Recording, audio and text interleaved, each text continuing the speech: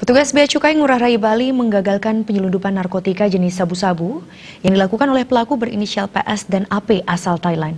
Mereka ditangkap di Terminal Kedatangan Internasional Bandara I Gusti Ngurah Rai. Dari perut PS diamankan 49 butir sabu-sabu seberat 528,03 gram bruto dan AP sebanyak 51 butir seberat 554,45 gram bruto. Kepala Kantor Wilayah Direktorat Jenderal Bea dan Cukai Bali NTB dan NTT, Untung Basuki, didampingi Himawan Indra Jono selaku Kepala Kantor Bea Cukai Ngurah Rai menyampaikan, kedua pelaku ini menumpang pesawat Air Asia FD398 dengan rute Bangkok Denpasar.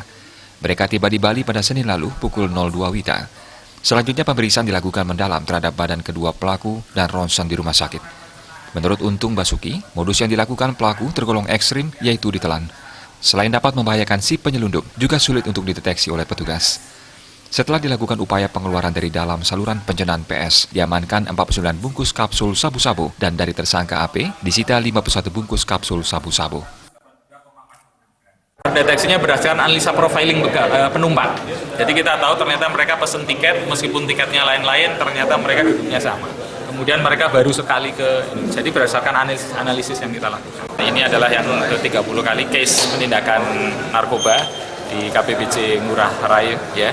Dan ini adalah tersangkanya berasal dari Thailand, 2 orang, AP dan PS, ya, warga negara Thailand, yang dengan cara adalah swallow. Sebanyak 49 kapsul, yang satu lagi adalah 51 kapsul. Dengan total sekitar 989 gram metamfetamin atau sabu yang kita sebut itu. Kita harus perang terhadap narkoba ini. Perlu sinergitas, baik pemerintah maupun komponen masyarakat, termasuk rekan-rekan media cetak. Barang bukti dan kedua tersangka selanjutnya diserah terimakan ke Badan Narkotika Nasional BNN Provinsi Bali. Atas perbuatannya, para tersangka dapat dijerat dengan Undang-Undang RI Nomor 35 Tahun 2009 tentang narkotika dengan tuntutan hukuman pidana mati, pidana seumur hidup atau pidana penjara paling singkat 5 tahun dan paling lama 20 tahun serta denda. Indra Wijaya.